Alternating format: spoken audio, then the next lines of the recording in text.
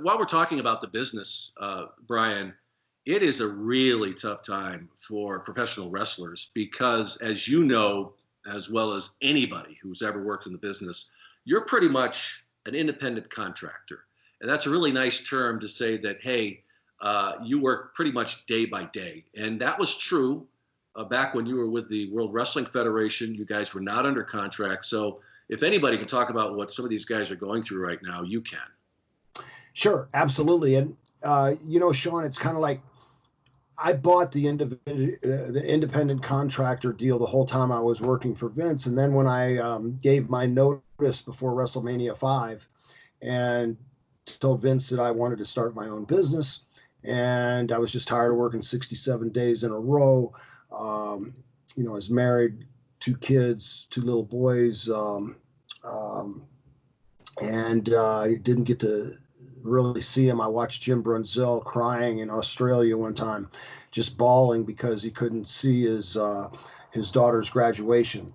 We had been on the road at that time almost 70 days straight, 5 different countries, and it's so hard on the family life. People, they don't really understand how hard it is.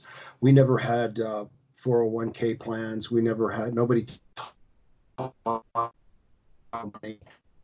Does that now. He does have financial education for many of the guys, and he's stepped up the quality of things. But going back to the individual contractor, when I started my first Gold's Gym, everything was okay because I had my own aerobics instructors there. But then when I branched out and started multiple Gold's Gyms, I thought that aerobics instructors could be my contractors, and I'd have to take money out of their pay. They couldn't be individual contractors if I told them that they could only work at Gold's Gyms, at my Gold's Gyms. So the more having 4 Gold's Gyms, I figured I'd had enough where I could just keep all the girls to create a bigger following. Then my accountant told me, if you tell them that they can't work at Bally's or LA Fitness or Prime Fitness or whatever competition you may have, if you tell them that they cannot work there, then they are in a sense an employee. So I had to create a head aerobics instructor in each club, and then they would hire the floating instructors so that they would have their class in my clubs, so that then they would be an individual contractor and I didn't have to withhold taxes, which would have cost me more money. Mm-hmm. I couldn't keep them as an individual contractor. And that's why I don't understand how pro wrestling gets away with it when you cannot, if you're working for AEW or WWF or NWA, you're going to work there unless they give you permission to go somewhere else, which is highly doubtful. Yeah. Well, that's the way it was back then, though. And it was just, okay, if you don't like it, then you can walk, and you had no power. So you went by those rules. If, to be with the WWF, and they got away with that for an awful long time until you had people come along and start to change it. Hulk Hogan was certainly one of those people. Randy Savage, by the box office that they were helping to bring in. You of course, with the tag teams that when, it just started to take the world. But it took a while, really, until those Monday Night Wars, when these guys were able to go south and they were giving them big contracts that changed the world. But you mentioned all the things you missed when you were working, because you guys knew you had to keep working. You couldn't take time off. The company wasn't going to give you a couple of weeks and say, well, okay, yeah, take your vacation time. You've got health insurance is all covered. You guys had to work because you didn't know if, you broke your leg the next day, you're out for 9 months to a year. That kills you. So it really was a really tough time to work in the business. And of course, nobody's saying you didn't love it. It wasn't this great ride, but at the same time, people had to realize that it was very tough. Very, very tough. And when you're an individual contractor, you pay an extra 1% in taxes, whereas the employer gets off the hook completely. You just give them a 1099 and bada boom. They're responsible for their own taxes, and again, they pay an extra 1%. At least that's the way it was in 2000 and the year 2000. Then I got into politics and got away, but I always continued to wrestle, whether it was Japan or, I mean, there's independence. The independence got so hot in the 90s.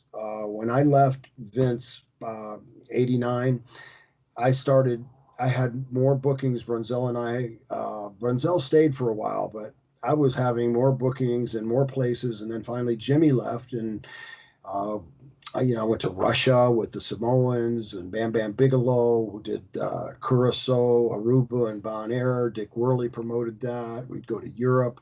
I mean, it was all over. Wrestling was so hot because the tapes were like 3 years behind on the rotation, so you were fresh everywhere that you went to. And that's a part of wrestling history that's kind of left out. Was if you watched any of the Dark Side of the Ring episodes, the UWF episode was the second highest rated episode of the year. And I think a lot of that had to do, Sean, with the fact that people weren't really sure of what the UWF was, and they were curious. Well, I want to see that part of history. What was the UWF? And so they got to see that. Yeah, and that was a great episode. I'm sure you enjoyed it.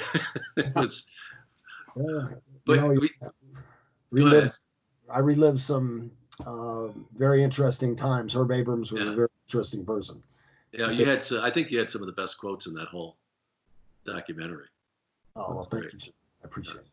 Hey, while we're on the subject, though, talking about independent contractors, and what's happening today, because what is different is that these guys have nowhere to go, and the fact that that they are now just out of work, and we have no idea when they're going to have crowds back in arenas, and until they have that, these guys aren't going to be working.